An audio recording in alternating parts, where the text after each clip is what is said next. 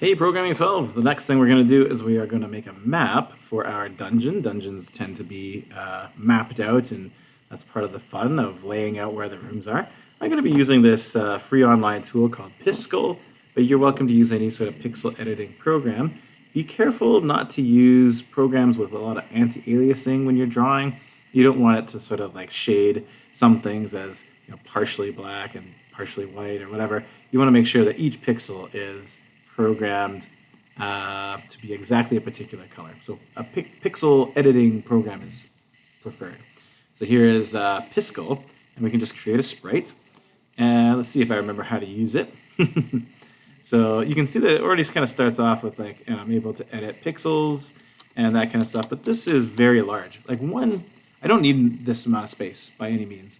One pixel will represent one room, so I could see like a very large dungeon, but we're just testing things out, so let's try to keep things simple.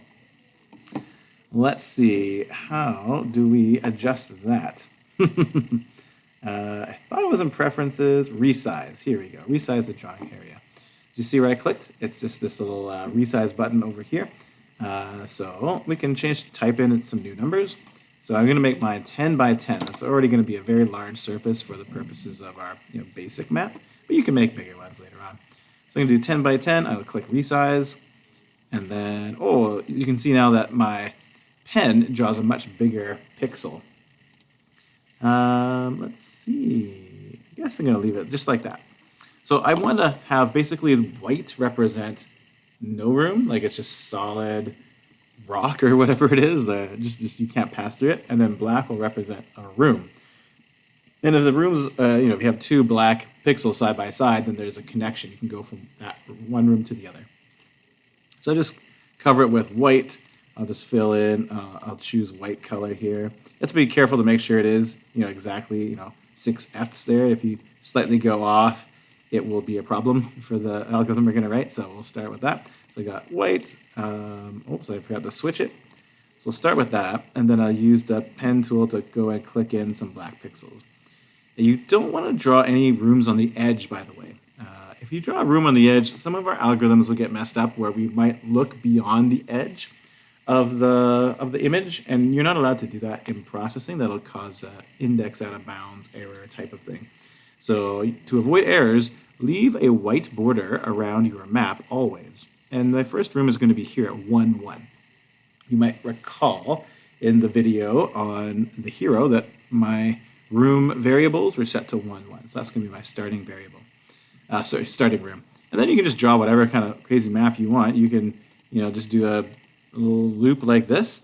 And then sort of this is one room that'll have 2 exits. You can either go to the east or to the south. And if you go south, you can either go north, you can go south further. And if you go south further, you can either go north or to the east and so on. So this could be a very boring and simple dungeon. I made like a little one where you can go around, but always make sure none of the rooms are on the edge. Like if you do that, if you go into that room, you might crash your code unless you find a way to solve for that, which is definitely a possibility.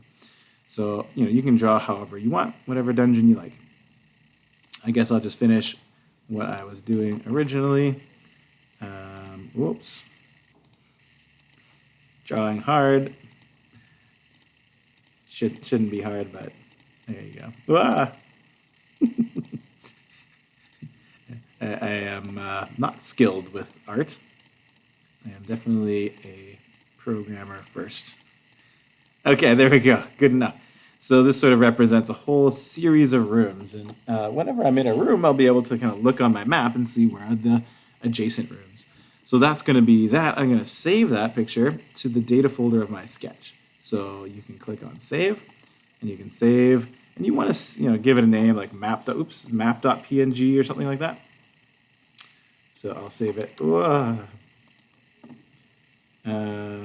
Let's see, save in browser, save as Piskel, save online, save in browser.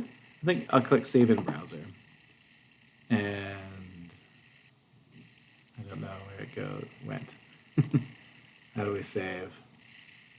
Save offline in browser. Export. Sorry, folks, it's export. So don't click the disk icon. That's for saving like online. we want to download this. So we can download it. We can choose PNG, I think is the best choice. PNG has lossless compression, so our our colors are guaranteed to stay the same. So I'll download this, not Sprite sheet, but download, yeah, I guess I will download it as a Sprite sheet file, even though it's not a Sprite sheet.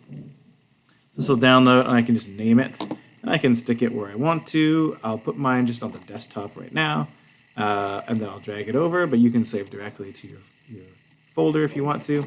So I'll call that map.png. And I'll save that, and there's my image. Okay, so that's step one.